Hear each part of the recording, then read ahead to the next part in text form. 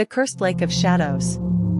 On the outskirts of a quiet East African village, hidden deep within the thick mangroves, there lay a small, eerie lake known as Ziwa la Mwitikio, the Lake of Echoes.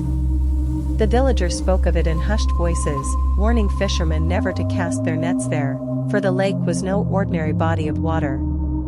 It was said to whisper back when spoken to, mimic voices, and worse, it swallowed those who dared disturb its surface. But not everyone listened.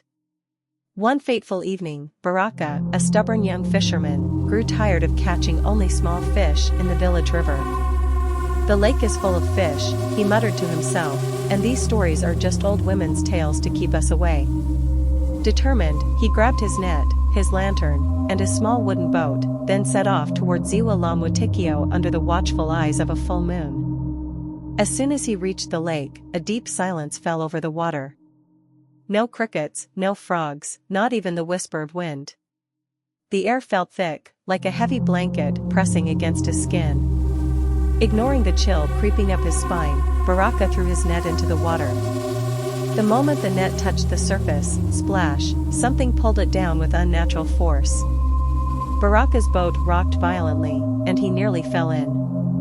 Panic gripped him as he struggled to pull back his net, but the harder he pulled, the stronger the lake pulled back. Then suddenly, a voice, his own voice, echoed from the dark water. "Help! Help! Baraka! Help me!" His blood ran cold. His name, called out in his own voice, was coming from beneath the lake. Then, without warning, the water opened up like a mouth and swallowed him whole. A world beneath the lake. Baraka sank into the depths, expecting cold and darkness. Instead, he found himself standing on solid ground. But this was no ordinary place. The sky was upside down, the water above him like a shimmering mirror, and the land beneath his feet twisted and strange.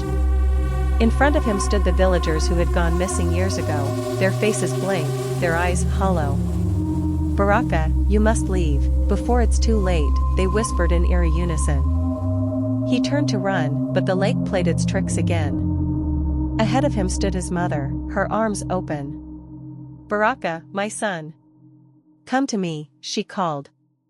But something was wrong, her voice was too sweet, her smile too perfect. Baraka hesitated. "That is not your mother," a familiar voice whispered in his ear. He turned, it was himself. Another Baraka, identical in every way, staring at him with frightened eyes. "Run. The lake is playing with you," the other Baraka urged. His heart pounded. He had to choose, trust the woman who looked like his mother, or trust himself. With a deep breath, Baraka turned away from the woman and sprinted toward the glowing edge of the lake. The ground trembled, the air twisted, and suddenly, thrown back to land. Baraka gasped for air as he woke up on the shore of the village river, soaking wet, his boat drifting nearby. Days had passed, yet to him, it had felt like only minutes. The villagers stared in shock. "You were gone for 3 days," they cried. Baraka never spoke of what happened beneath Ziwa la Mwitikio, but he never returned there either. From that day on, he warned every fisherman who dared to go near the haunted waters.